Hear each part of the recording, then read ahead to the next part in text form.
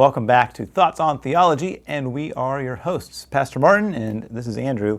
And wow, you want to talk about first our fashion faux pas?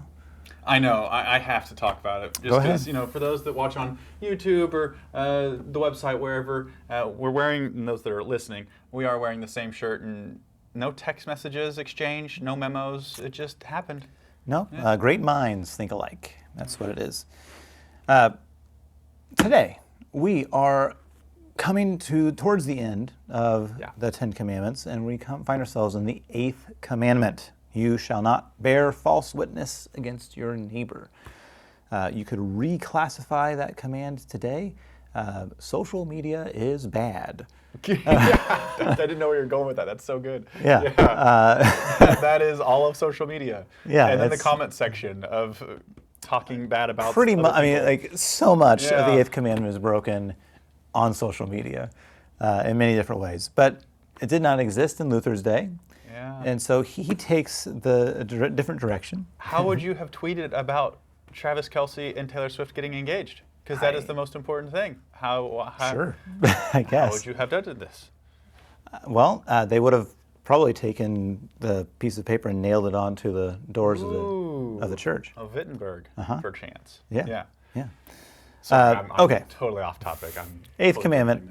Let's get into it. Now, Luther, he talks about this really in 3 different ways. First, he's going to talk about the actual courtroom scene and what's the role of, when you talk about a witness and you're bearing good witness or false witness, what does that mean in the courtroom scene? And then he'll talk about, what about a spiritual courtroom? What about when someone sins and you slander them? Or you point out to others that they've done this thing? How are you protecting your neighbor's relationship or your reputation? And then the third part, he'll talk about, well, what about public sins that are done out in front of everyone? And how should we handle that? So 3 different scenarios for us to look at today. Yeah, I think that first one is, Luther is explaining this pretty quickly, talking about how we want to honor and have a good reputation. We also want to have honor and building of a good reputation to others. Mm-hmm. He wants everyone to stand in his integrity before wife, children, servants, and neighbor. And so we consider the plainest, what is this? Where did it go? In the first place, the plainest meaning of this commandment. And according to the words, you shall not bear false witness. This applies to the public courts of justice, which is what you're talking about. Mm-hmm. And so where a poor innocent man is accused and oppressed by false witness in order to be punished in his body, property, or honor. And so we want to make sure that we are only telling what is true and even building up someone's reputation, talking good about someone. An old Lutheran can have a good construction on someone. Put the best construction on all things. Yeah. So we could, take the text message that you get, and it's unclear if they meant it in a joking way, if they meant it in a serious way, if they were being like, pick up the milk or pick up the milk. Like the tone, you don't get that in text message. And so how do you put the best construction on that? Well, I'm sure it's meant in a positive and loving way, as opposed to I'm just assuming that this is you're disrespecting me. And so when we see someone communicate with us, we want to make sure we're putting it in the best construction.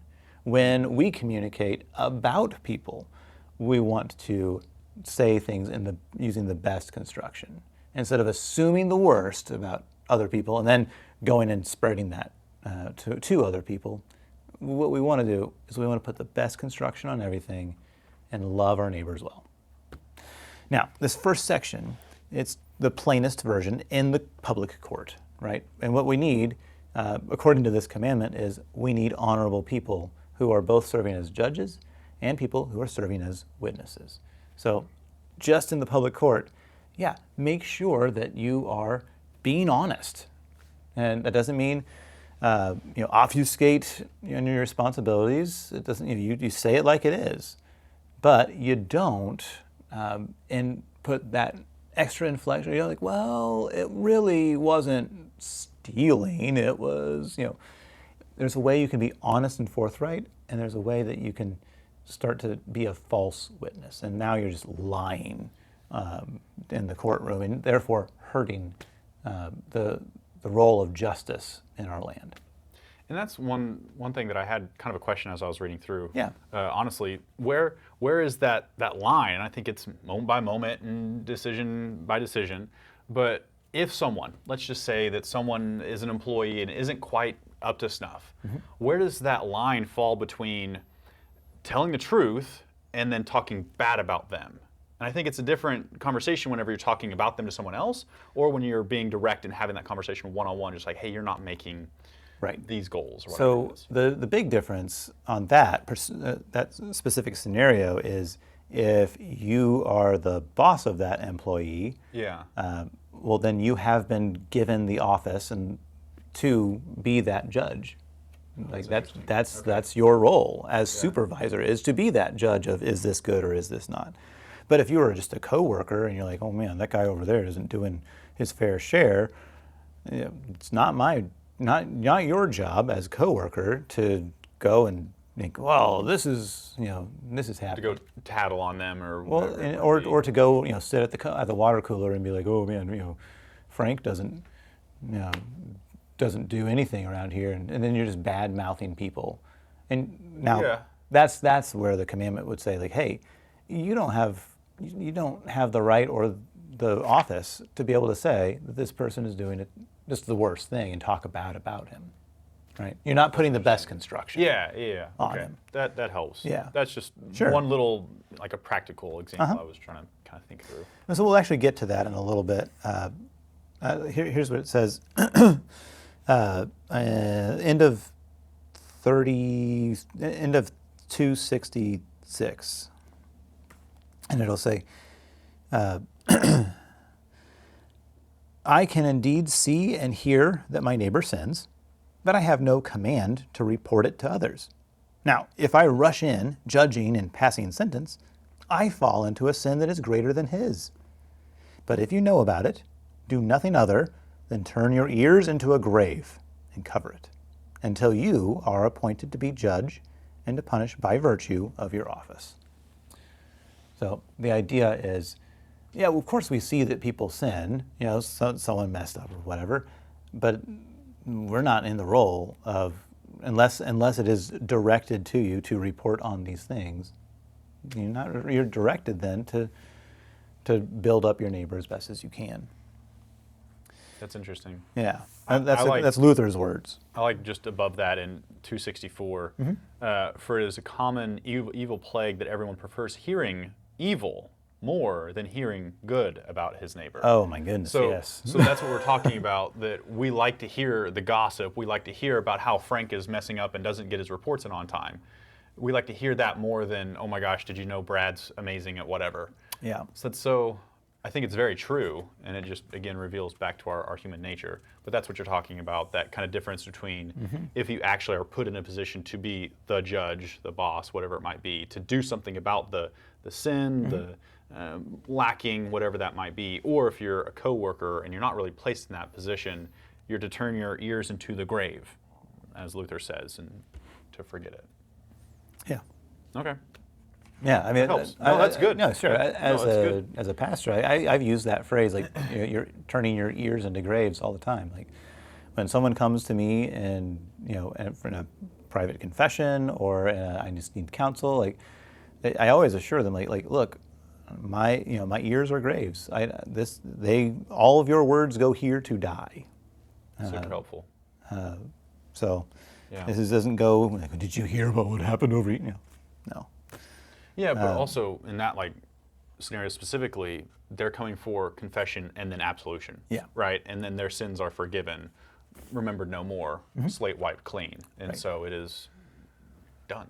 Yeah. So, yeah. So when someone, to kind of move on to that second section, like this, it's pretty similar.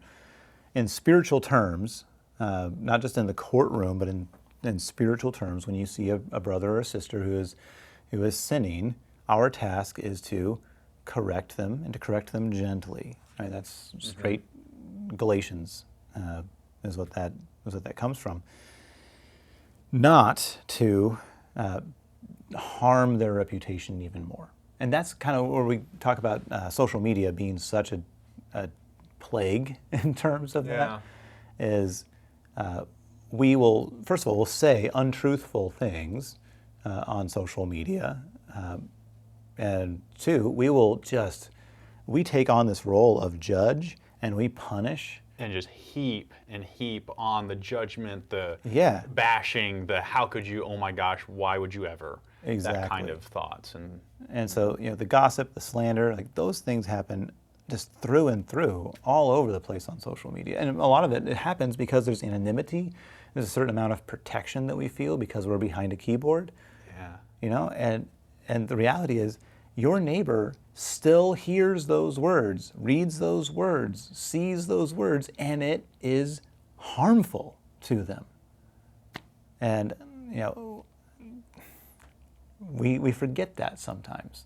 Well, I just typed something up, or I was being honest. Okay, but were you speaking the truth in love? Were you speaking in a way that's going to build them up, protect them, and love them? Or were you speaking in a way that you looked good? I think about this a lot, and I know we're kind of going on a rabbit trail, but there's been study after study done about teenage girls, that social media has such power over their self-image, over their body image, over their self-confidence, their self-image, just all this. It can have such a negative impact on who they think they are. And it's almost, there are times whenever it can be overwhelming. Mm-hmm. And even to points of suicidal ideation and different things. And so it's one of those things that might be something to protect your kids from totally. As long as possible. Well, I think of Luther's words here at the end of 268, and I'll say he's talking about that person who is that slanderer, who is using those words in that way. He says, although you do not wield the sword, you use your poisonous tongue to shame and to hurt your neighbor. So we're depriving people of their honor, or we're depriving people of a good name, and that's where this is a dangerous thing, and we need to watch. We need to watch ourselves and our actions, and it's a lot easy. It's super easy to type something up and push send, and so you would say things there you would never say face to face because you could see the pain in their eyes, and I think we need to remember there's still pain in their eyes, whether you can see it or not. And there's a lot more that connects us than disconnects us. And we focus a lot on what disconnects us or how we are different more than how we are the same. Yeah. Makes it easier to say those unhelpful things. So there's one section on this where we're talking about hey, when you see someone sinning, it's not your job to, go at them and accuse them and just, slander them to others. And that's not our task. I mean, we can certainly talk to a brother or sister in Christ and just say, man, I love you, and this is why I want to tell you about these things. That's fine, but it talks specifically about you're not supposed to announce these things and announce that this is a sin, but it gives us this interesting piece in 274, where Luther says, so you see that it is directly forbidden to speak any evil of our neighbor. However, the civil government, preachers, and father and mother, are not forbidden to speak out. And this is based on the understanding that this commandment does not allow evil to go unpunished. And so that's where we go back to the workplace, and here's this person who's not doing their job, right? And is the boss breaking the eighth commandment because he's pointing out, here are the things you haven't done. You haven't fulfilled this. This isn't working out. Is he breaking the eighth commandment? Well, no, that's his task, his role, his office. And so the same thing when the government says this is a wrong against the law of the land, it's a good and godly thing to hear that. When a preacher speaks the law of God on a Sunday morning, that's a good and godly thing to hear. Just because it makes us feel bad doesn't mean it's wrong. What makes it wrong is if I don't have that kind of a role, and instead of talking to you about a thing, I'm talking about you to others. See? That's a good distinction. Yeah. Yeah. So now, there's one more caveat here, and that's towards the end of 284, beginning of 285. And this is the question, like, well, we talked about when we see a person sinning, we're like, oh, did you know that, Clarice is doing this and blah, blah, blah, and that's slander. But it says this in 284, 285, it says, where the sin is public, the rebuke also must be public, that everyone may learn to guard against it. So now we have the sum and general understanding of this commandment. Let no one do any harm to his neighbor with the tongue, whether friend or foe. And do not speak evil of him, no matter whether it is true or false, unless it is done by commandment or for his reformation. So that's the idea. And we see that example with Peter and Paul, right? And where Paul publicly confronts Peter with his sin and says, hey, you can't do this.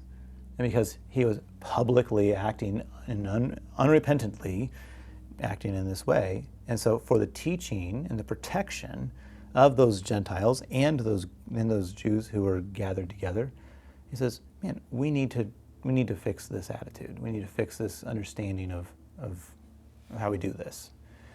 But even that is still different from Paul walking up to the water cooler and Peter's over there doing his thing. He's like, do you see what Peter's doing? It's super bad. That is still in the slanderous mode. Because I think in that moment there was, a movement towards reconciliation and teaching the entire community. Of course. Right? It was everyone trying to get on the same page to move together to make sure that the message of Christ was spread to everyone. Mm-hmm. And so I think that's what it talks about here. That if the sin is public, the rebuke must be public, that everyone may learn to guard against it. So whatever that sin is, mm-hmm. that you talk about that unrepentant sin, if that unrepentant sin is just allowed to happen, well, then other people can say, whoa, well, I guess I can do that. They got away with it, so I can I should do that too. Yeah. That's interesting. Like, how do you protect your community that's part of it is, hey, we're called to call sinners to repentance. But not to talk about them to others. That's a fine line to walk. We've said this with almost every commandment. Yeah. It all goes down to the heart. Yeah. Like how we do a thing and why we do the thing matters just as much as what it is you're doing. Yeah. And that's where Jesus comes in and says the same thing. Like everything has to do with the posture of the heart. So he talks about marriage. He talks about marriage. He talks about murder, he talks about adultery, he talks about all these different pieces, and he's like, look, if you're doing this in your heart, then you're doing this in your actions too. And so it's also the same Jesus who doesn't just leave sin just out there. He certainly calls people out on it. He also says that I've come to save those sinners. Yeah.